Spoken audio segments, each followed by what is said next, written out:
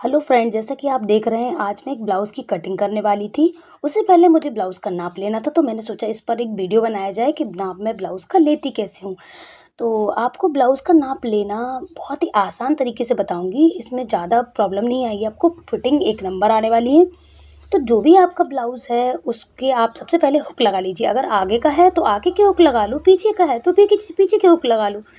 तो देखिए मैंने जैसे कि हुक लगा लिए हैं, अब हम इसकी लंबाई मेज़र करेंगे। तो सबसे पहला नंबर होता है लंबाई मेज़र करना। तो हमें इसकी लंबाई चेक करनी है। लंबाई कैसे लेंगे आप, देखिए ये लाइन दिख रही है, इस लाइन पर इंची टेप रखिए यानी कि शोल्डर लाइन पर, और पल्ले को इस तरीके से खींचिए, यानी कि आगे का पार्ट है उसको इस तरीके से खींचिए। जब आप अच्छे से खींचेंगे तो आपको उसका एक्चुअल मेज़रमेंट पता चलेगा क्या है मेज़रमेंट। तो ये देखिए मैंने इसको अच्छे से खींचा है और इसकी लंबाई है 15 इंच। तो ये मैंने आगे का नाप ले लिया है, इसकी लंबाई 15 इंच है। अब हम लेंगे इसके चेस्ट का नाप।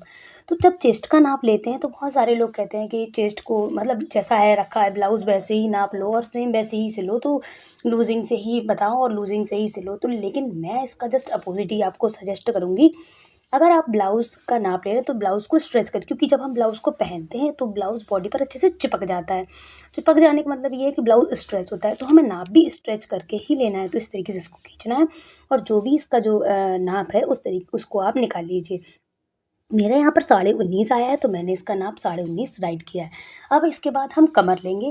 तो कमर का नाप जो भी है मैं आपको अभी सीधा-सीधा बता दे रही हूँ, लेकिन अगर आप इस तरीके से नाप ले रहे हैं तो आपका कमर आधा से 1 इंच बड़ा ही निकलेगा।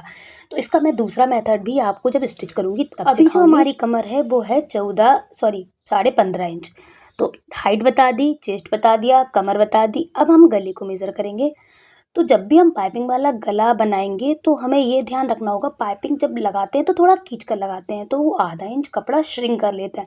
गले का नाप जो भी होगा आप उस तरीके से नाप लीजिए, उसके बाद उसको आधा इंच आप बड़ा कर दीजिए और इस तरीके से आपका मेज़रमेंट अच्छा निकल कर आए। तो इसका गले का नाप 6 इंच था और जिसे मैंने 6.5 इंच पर नोट किया है। अब हम लेंगे बैक पार्ट का नाप। जी हाँ, अगर आप ब्लाउज़ बना रहे हैं तो आपको आगे पीछे दोनों के नाप अलग-अलग लगते हैं, तो आप पीछे का नाप अलग से लीजिए। तो जैसे कि मैंने आपको दिखाया था आगे का पार्ट था वो था 15 इंच। अभी ये देखिए पीछे का पार्ट 1 इंच घटा हुआ है, यानी कि 14 इंच है। तो पीछे का नाप 14 इंच लेंगे। अभी मैं आपको गला समझाऊँगी कि हम गले का नाप कैसे लेंगे। तो अभी जो ब्लाउज़ का गला होता है वो एकदम से ब्रॉड रहता है, कभी ऊपर की तरफ कम और नीचे की तरफ जाता रहता है, तो हमें गले के नाप लेने में थोड़ी दिक्कत होती है। मैं आपको आसान तरीका बताऊँगी, आप बेल्ट का नाप लीजिए, जो भी ब्लाउज़ की बेल्ट है नीचे की आप उसका नाप लीजिए। तो मेरा बेल्ट का नाप था वो था 5.5 इंच, तो इससे मुझे समझ में आ गया कि हमारा गले का नाप ये है। तो देखिए इसको मैं आपको एक तरीके से और समझाने वाली हूँ कि आप जब नीचे से गले को चौड़ाई नापेंगे, गले की चौड़ाई नापेंगे, तो आपकी कुछ निकलेगी, यानी कि मेरे 6 इंच निकली। आप जैसे कि देख रहे हो नीचे की जो चौड़ाई है वो 6 इंच निकली। लेकिन अगर आप इसी चौड़ाई को ऊपर की तरफ लेंगे तो इसकी चौड़ाई 1 इंच घट कर निकलेगी, यानी कि 5 इंच। देखिए ऊपर से 5 है और नीचे से 6, यानी कि 1 इंच का फ़र्क है।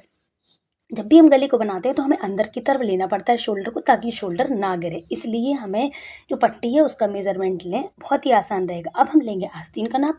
तो जो भी हमारे शोल्डर की लाइन है, शोल्डर की लाइन पर इंची टेप को रखना है, एग्जैक्ट नाप लेना है जो भी नाप है।